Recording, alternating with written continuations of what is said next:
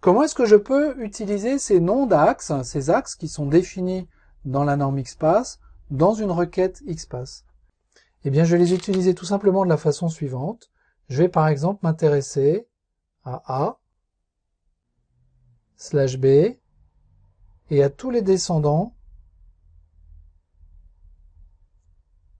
deux points, étoile, du nœud B qui se trouve enfant de A. Donc ce nœud B n'a pas d'enfant, celui-là non plus, ces autres-là non plus, donc on se regarde juste celui-là. Ça, c'est un nœud B enfant de A, et je m'intéresse à l'intégralité des descendants.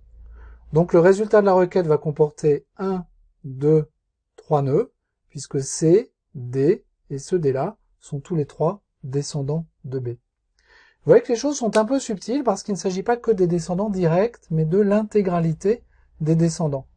Donc c'est pas équivalent au fait de sélectionner ce genre de choses. A/B/étoile. Parce que A/B/étoile ne sélectionne que les enfants directs de B. Donc ici deux nœuds, C et D. Si je veux explorer l'intégralité des ancêtres, il faut que j'aille chercher également les enfants de C. J'aurais pu également faire, cette requête-là en revanche est équivalente à la suivante, A/B/child, étoile, puisque child est aussi un axe standard défini en XPath. Donc en plus de faire tout ce qu'on a fait, c'est-à-dire la sélection des éléments, des sous-éléments, en partant de la racine ou en partant de n'importe quel nœud, et de la sélection des attributs, on peut également ajouter la sélection des axes. Donc avec cette syntaxe particulière, on peut ajouter de la sémantique aux requêtes XPath que l'on effectue sur nos documents XML.